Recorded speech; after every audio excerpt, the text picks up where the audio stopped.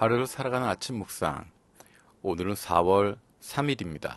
오늘의 본문 말씀은 누가복음 18장 31절에서 43절입니다. 예수께서 12제자를 데리시고 이르시되 보라, 우리가 예루살렘으로 올라가노니 선지자들을 통하여 기록된 모든 것이 인자에게 응하리라. 인자가 이방인들에게 넘겨져 희롱을 당하고 능욕을 당하고 침뱉음을 당하겠으며 그들은 채찍질하고 그를 죽일 것이나 그는 3일 만에 살아나리라 하시되 제자들은 이것을 하나도 깨닫지 못하였으니 그 말씀이 감추었으므로 그들이 그 이르신 바를 알지 못하였더라. 여리고에 가까이 가셨을 때 한 맹인이 길가에 앉아 구걸하다가 무리가 지나감을 듣고 이 무슨 일이냐 하고 물은데 그들이 나사렛 예수께서 지나가신다 하니 맹인이 외쳐 이르되 다윗의 자손 예수여 나를 불쌍히 여기소서 하거늘 앞서가는 자들이 그를 꾸짖어 잠잠하라 하되 그가 더욱 크게 소리질러 다윗의 자손이여 나를 불쌍히 여기소서 하는지라. 예수께서 머물러 서서 명하여 데려오라 하셨더니 그가 가까이 오매 물어 이르시되 너에게 무엇을 하여 주기를 원하느냐. 이르되 주여 보기를 원하나이다. 예수께서 그에게 이르시되 보라 네 믿음이 너를 구원하였느니라 하시매 곧 보게 되어 하나님께 영광을 돌리며 예수를 따르니 백성이 다 이를 보고 하나님을 찬양하니라. 아멘. 오늘의 말씀에 예수님과 제자들이 예루살렘을 향해서 가고 있습니다. 31절에 보면 예수님께서 우리가 예루살렘으로 올라간다 라고 말씀하고 있고 35절에 보면 여리고에 가까이 가셨다 라고 이야기합니다. 19장에서는 여리고서에서의 이야기가 나오고 그 뒤에 바로 예루살렘으로 이어집니다. 그러니까 이제 예루살렘으로 들어가기 바로 직전의 모습입니다. 그런데 같은 길을 가고 있지만 예수님과 제자들은 다른 생각을 하고 있습니다. 예수님은 31절에 이야기하는 것처럼 선지자들을 통해 기록된 모든 것이 인자에게 응하리라. 이제 십자가를 지시게 되는 그 일을 생각하고 계시고 그것을 말씀하고 계시는데 제자들은 그것을 깨닫지 못하고 있습니다. 19장 후반부터 예루살렘에 들어가시는 모습이 나타나게 됩니다. 이제 그 걸음은 뒤로 돌이키지 못합니다. 돌이킬 수 없는 상황으로 들어가고 있습니다. 그런데 안타까운 것은 제자들이 깨닫지 못하고 있다는 것입니다. 제자들과 대조되는 모습이 35절 이후에 나오고 있는 한 맹인의 이야기입니다. 제자들은 34절에 보면 깨닫지 못하더라. 하나도 깨닫지 못하였다 라고 이야기하는데 그와 대조되고 있는 이 맹인은 42절에 주여 보기를 원하나이다 라고 이야기하고 43절에 보게 되면 곧 보게 되었다 라고 이야기하고 있습니다.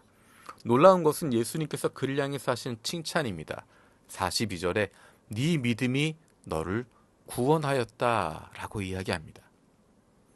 그리고 그 맹인은 하나님께 영광을 돌리며 예수를 따랐다 라고 이야기합니다. 예수를 따랐다 라고 하는 모습을 보면서 우리는 얼마 전에 나누었던 한 젊은 관리의 이야기를 볼 수 있습니다. 젊은 관리는 어려서부터 선한 일을 하고 있었지만 어려서부터 율법을 다 지켰다라고 이야기하지만 예수님을 따르지 못하고 있습니다.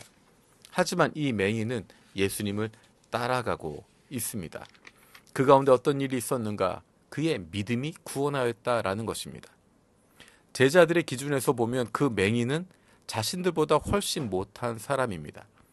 요한복음에서 보면 예수님의 제자들은 맹인을 보면서 나면서부터 맹인되었던 사람을 보며 저 사람이 맹인된 것은 저 사람의 죄입니까? 그 부모의 죄입니까? 라고 물어볼 것처럼 일반적인 그 당시 유대인들의 생각처럼 장애를 가지고 있었던 맹인은 무언가 죄가 있다고 생각하고 정상적인 육체를 가지고 있는 자신들은 좀 더 우월하다고 믿고 있었을 것입니다. 더군다나 예수님을 쫓아다니면서 누가 더 높으냐라고 생각하고 있었던 제자들의 입장에서는 제자들이 그 맹인보다 훨씬 더 우월하다라고 높은 위에 있다라고 생각했을 것입니다. 그런데 충격적인 얘기는 예수님께서 그에게 네 믿음이 너를 구원하였다라고 말씀하시는 것입니다. 17장에서부터 예수님께서는 제자들에게 믿음에 대한 이야기를 하십니다. 그리고 제자들의 믿음 없음에 대해서 이야기하고 있습니다.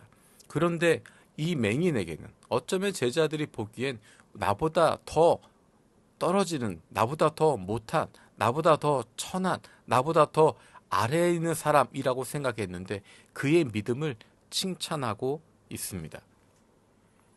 이 맹인의 믿음이 있음을 보면 제자들의 믿음 없음이 대조되고 있습니다.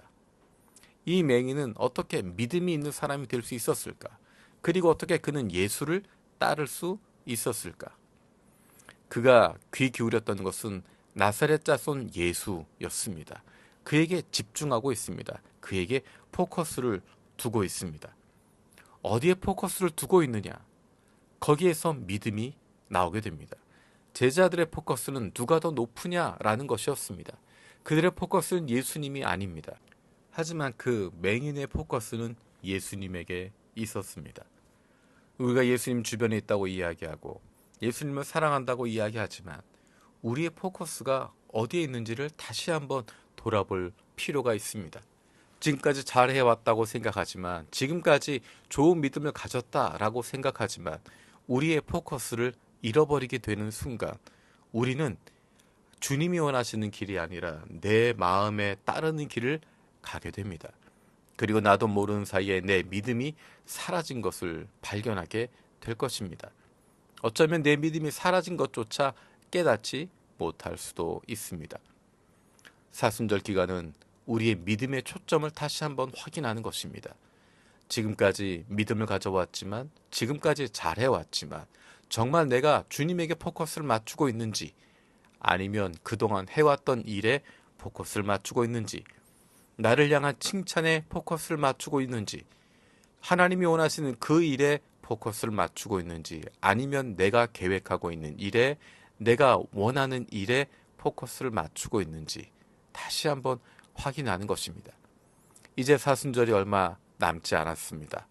얼마 남지 않은 이 시간 동안 간절한 마음을 가지고 하나님, 우리의 시선이 다시 한번 예수 그리스도의 십자가에, 다시 한번 우리를 향하신 하나님의 그 사랑에 집중할 수 있게 해달라고, 그리고 그로 말미암아 우리의 남아있는 여생 동안, 믿음의 여정 가는 동안에 흔들리지 않고 주님만 바라보며 믿음을 가지고 살아갈 수 있게 해달라고 기도할 수 있는, 그리고 그렇게 시선이 조절될 수 있는 저와 여러분들 되기를 원합니다. 살아계신 아버지 하나님, 감사드립니다. 한 맹인의 모습을 보면서 우리의 모습을 돌아봅니다. 그 맹인은 보이지 않았지만 예수님을 볼 수 있었고, 그 맹인은 가진 것이 없었지만 예수님에게 집중할 수 있었습니다. 그리고 그의 믿음으로 말미암아 구원을 받게 되었습니다. 우리의 시선이 주님에게 집중하기를 원합니다. 우리가 다시 주님께로 나아갈 수 있는, 예수 그리스도의 십자가에 우리를 향하신 하나님의 놀라운 사랑과 은혜에 집중할 수 있는, 시선을 맞출 수 있는, 고정할 수 있는 저희들 되게 하여 주옵소서. 감사드리고 예수님의 이름으로 기도드립니다. 아멘.